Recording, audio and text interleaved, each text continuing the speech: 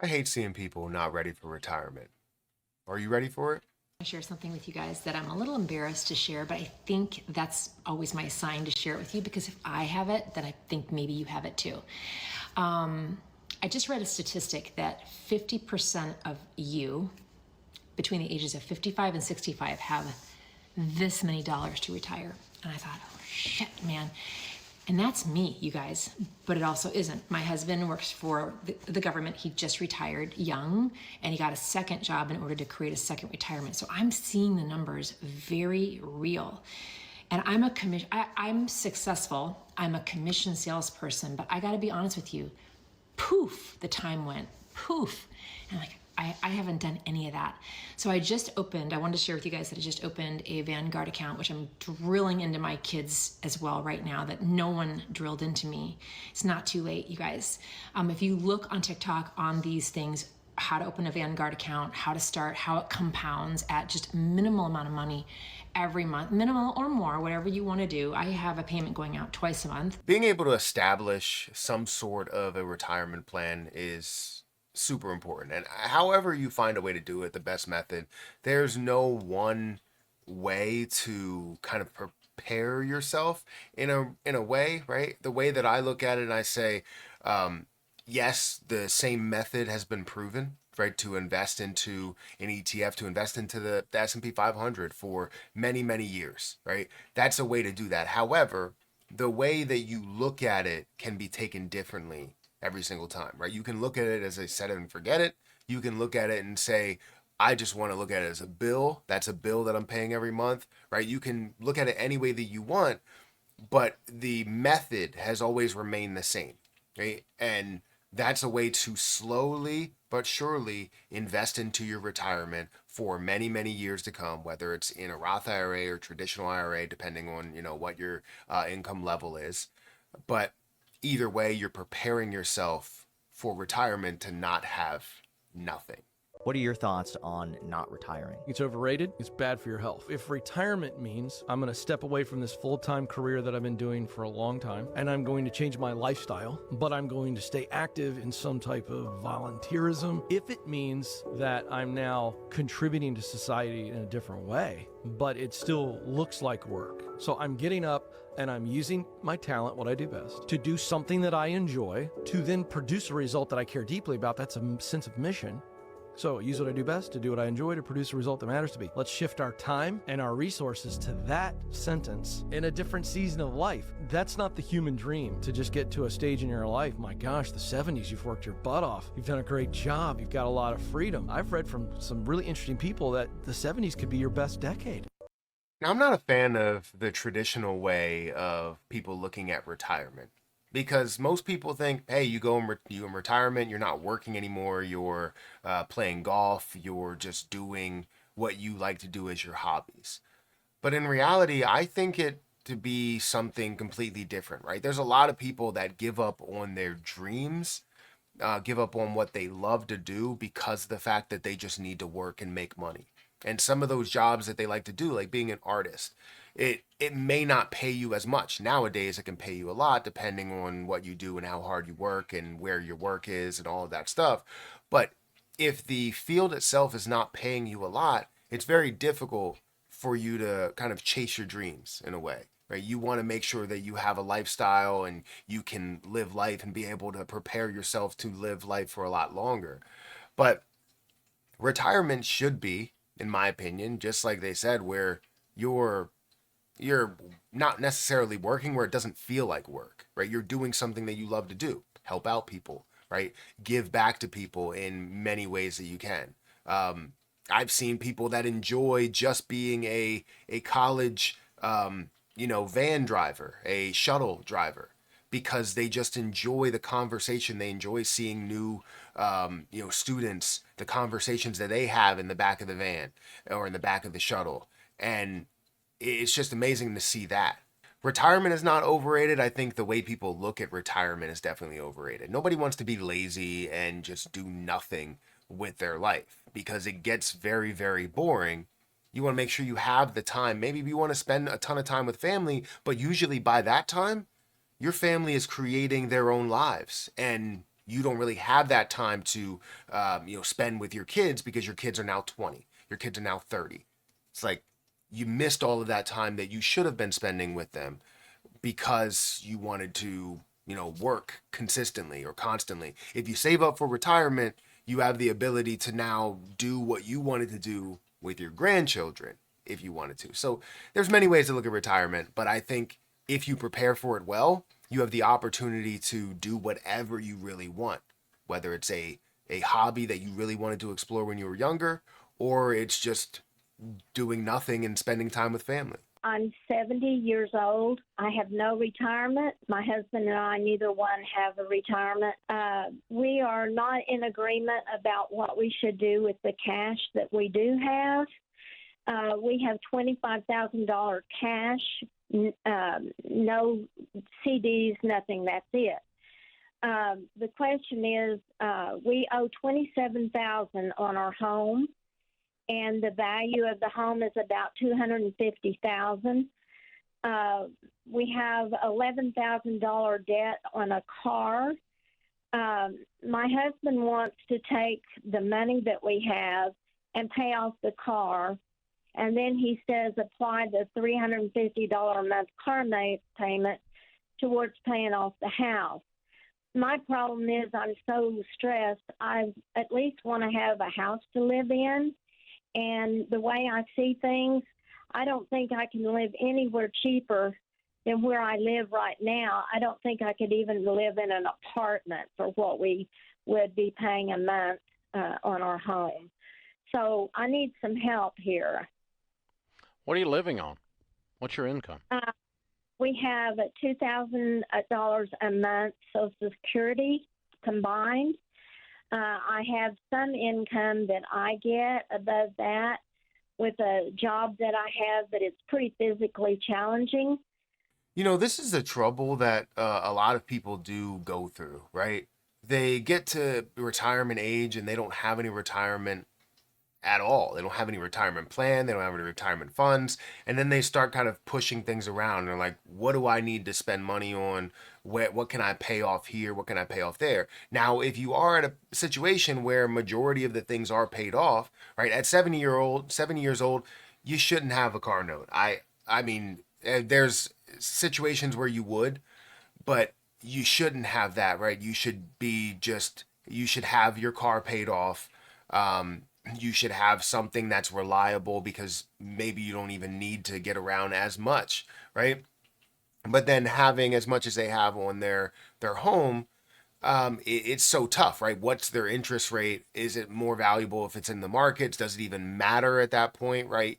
You never know how long you're going to be in this world, and you don't want to sit here and live to where you're like, all right, every month it has to be paycheck to paycheck. With less bills and you have a larger amount sitting in your account, you don't have to worry about living paycheck to paycheck or worrying about where the next thing is coming from or worrying about impressing anybody, worrying about buying the new clothes, like all of that stuff. It's tough to kind of say this is what you should do in those situations. And I know, he's going to come out with like the easiest way of looking at it. Get rid of all debt that you can. However way you can pay off that debt, you pay off that debt, right? Whether it's the car loan or you trade in the car and get a cheaper car, something that's not, you don't have $11,000 on, or if let's say the car is valued at $30,000 or $25,000, you can find a $10,000, $11,000 car or whatever you have that's left over that you receive that you can buy. And then you don't have to worry about the car note or paying anything extra towards it. Then you can pay off your mortgage and go about that. So there's many methods to what you could do. It's just whether they are willing to do it, especially at what they're used to, right? Because also, you don't even know what size house they're living in. Maybe it's a larger house, and if they find a cheaper house, a smaller house, because if they sell theirs worth $250,000, they can for sure find a smaller one worth $200,000. And then now, yes, you have to worry about all of this extra stuff, the extra pieces to it, like closing costs and everything there, which you could factor in if you wanted to. But again, there's so many variables to it. The point is, retirement, when you don't have a plan for retirement, that's when you now have to worry about all of these pieces fixing together, piecing themselves together. But if you actually plan for retirement, let's say they were 40 and they started their retirement plan for 30 years, they invested $100 every single week into the S&P 500. They would have been able to have over $1 million to now make this decision much easier. How do it make you feel knowing that for the last 25 or 30 years that you actually paid into Social Security just to find out the last 10 years before you actually retire and you're able to draw your pension, retirement, or Social Security, they hit you with you can't retire until you're another 10 years older. For instance, it goes from 62 to age 72. And that's what's going on right now. A lot of people who worked their whole entire life thought that they were going to be retiring next year at the age of 62, and they found out that they can't retire until they're 72. How many of you guys know someone who's actually made it to 72 years old? Come on, man. They know. That's tough too, right? I think for anything, you should want to prepare for retirement yourself, not rely on Social Security. Not rely on your job to even set up their 401k or do whatever they're doing there. You should rely on yourself to understand it. Open up a Roth IRA or traditional IRA. Invest $100 every single week. Invest $50 every single week. Whatever you can. Prepare for retirement the best way that you can. If you have a house, great. If you have a car, great. If you have all these things that you could own that can last you years or decades, fantastic. But you need to prepare for it for yourself. Don't rely on Social Security and say, oh, I've been paying into this and they're going to allow me to retire and I'm going to be able to get this much or whatever. No, right?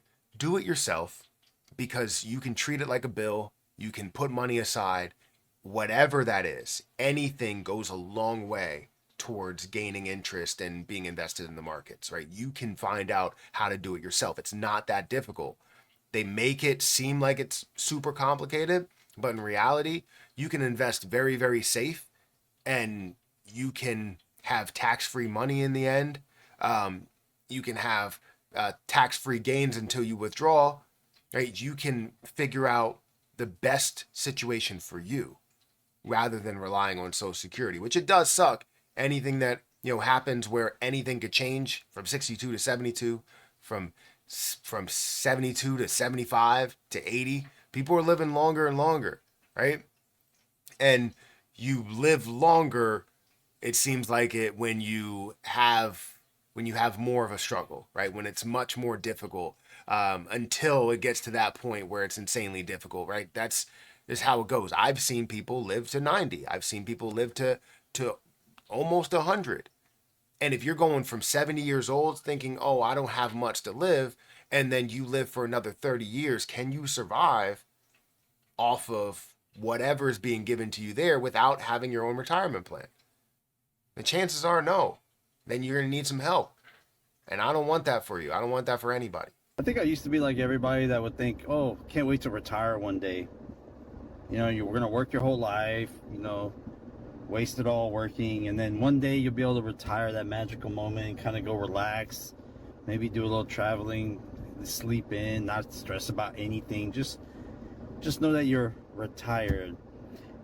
I've accepted the fact that I'll probably never retire. Actually, I don't know how I could. So I now just think of life a little differently. I'm just like, well, I'll just live day to day and I'll enjoy my life as is. And when it's over, it's over. But there's no retirement. It's not even possible.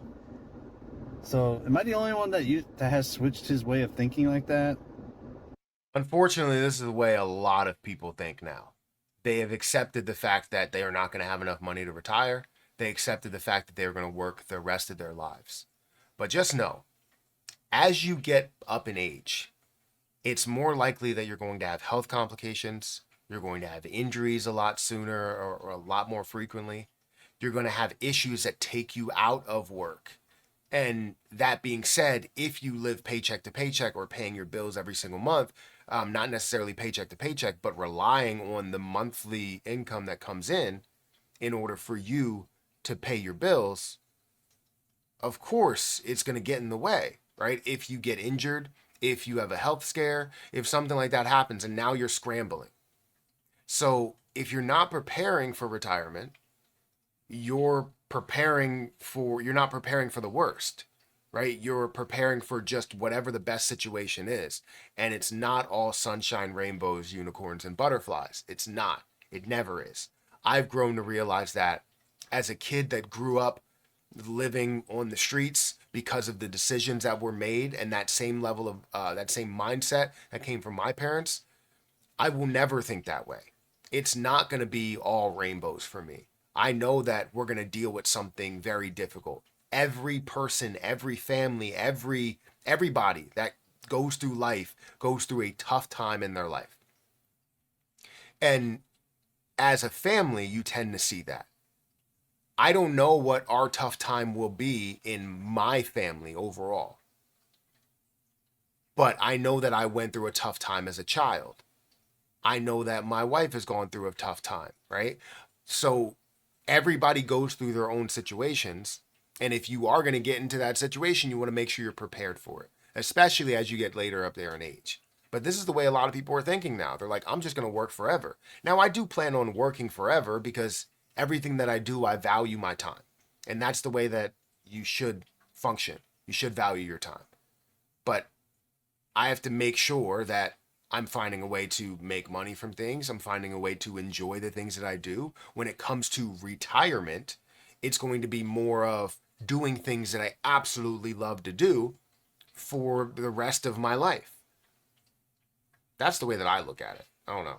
MoneyWise article here, 46% of U.S. middle-class workers are now slashing or completely cutting out contributions to their retirement funds. Let's first dive into that. Now, what do you say? Because at Ramsey Solutions, we'll tell somebody if they're in debt, we'll tell them to pause. But that's a temporary situation, not a complete slashing. Is this another sign 46% of middle-class workers slash? Is it just saying they're cutting it too tight? Inflation's too high, and can we really blame inflation here, or aren't?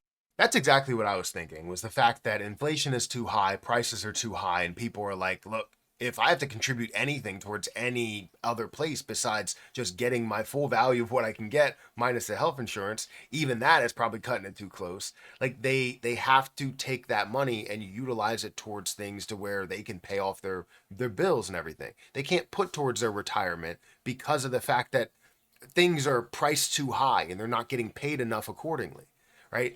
That's the way the world has been. I haven't dealt with that in a very long time, but I can still see people in family, friends. I can see people that are still struggling to deal with all of these things: gas prices, food prices, especially food prices, housing costs, all of these things that are essentials. You would think can't go up that much, right? I need to be able to, compared to how much you make, it can't go up that much, but it does, and it has, and it will keep doing it.